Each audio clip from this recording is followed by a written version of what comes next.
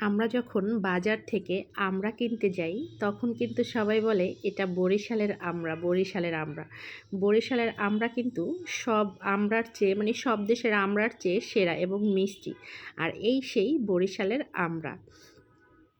তো বরিশালে আসছি আর আপনাদের সেই বিখ্যাত আমড়া দেখাবো না, এটা কি হয় বলুন তো? গাছটা অবশ্য বেশি বড় না, ছোট।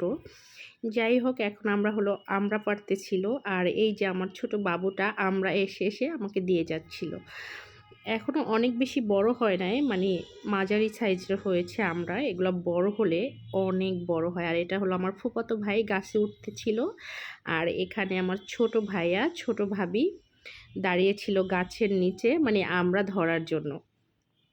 যাই হোক, আমি ছিলাম বাসার মধ্যে, ওরা আমড়া এনে এনে আমাকে দিচ্ছিল। আমি অবশ্য একটু পরে ওখানে যাব, যে ওদের ভিডিও করব। আগে আমি আমড়া টোকায় আনি ঘরের মধ্যে বসে বসে। যাই হোক, আমাদের আরেকটা পুরান বাড়ি আছে। তো আমরা যখন ছোট ছিলাম ওই বাড়িতে আমাদের এত বড় একটা আমড়া গাছ ছিল, কি বলবো! ওই আমড়া গাছ আসলে উম মানে বলে বোঝানো যাবে না, এত সুন্দর আর এত বড় একটা আমড়া গাছ ছিল।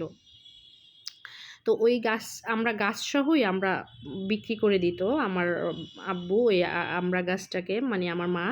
তো দেখতাম বড় বড় বস্তা নিয়ে এসে বেটার আমারই যারা কিনে নিত ওরা আমড়া নিয়ে যেত। তখন আমরা অবশ্য অনেক ছোট ছোট।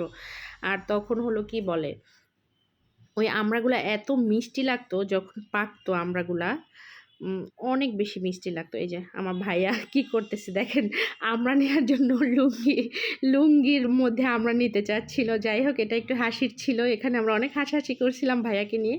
আমার ভাইয়া কিন্তু সেনাবাহিনী, দেখছেন চুলের কাট দেখে বুঝতে পারতেছেন? যাই হোক, আপনাদের পরিচয় করিয়ে দেই একজন সেনাবাহিনীর সঙ্গে, আপনারাও পরিচয় হয়ে যান। তো কি বলতেছিলাম? আমড়ার কথা। তো আমরা ওই যে ছোটবেলা যে ওই আমড়া গাছটা আমরা অনেক বেশি মিস করতেছি। কারণ ওইটা এখন নাই, ওইটা কেটে ফেলছে। ওইটা আমাদের আরেকটা বাড়িতে ছিল। ওই বাড়িতে অবশ্য আমাদের সব ধরনের গাছ আছে, সব ধরনের ফলের গাছ আছে। ওখানে আমরা এখন মাঝে মাঝে যাই। ওখানে শুধু গাছ লাগানো। অনেক আগে ওখানে আমাদের বাসা ছিল। তখন আমরা ছোট ছোট ছিলাম। তো ওই আমড়া গাছটা অনেক বেশি মিস করি আসলে এখন।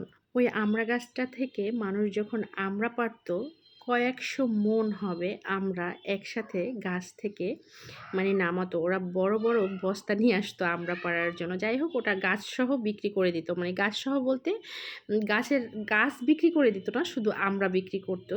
মানে ওরা পেড়ে নিত, একটা দাম ধরে হয়তো বা দিত। তখন আমরা অনেক ছোট ছোট। যাই হোক, এখন আমরা দেখলেই ওই গাছটাকে খুব মিস করি, মানে গাছটা এত বড় ছিল। তো ওইরকম আমড়া গাছ আমি এর পরে আর কখনো দেখিনি, কোথাও দেখিনি। এত বড় আমড়া গাছ, এত মোটা ছিল গাছটা আর এত লম্বা। আর কি বলবো, মানে পুরো একটা উঠান জুড়া থাকতো আমড়া গাছের ডালপালা দিয়ে। তো প্রতিবার গ্রামে গেলেই আসলে আমাদের ওই বাড়িটাতে যাওয়া হয়। এইবার আসলে বৃষ্টির জন্য যেতে পারিনি, তাই ভিডিও করতে পারিনি।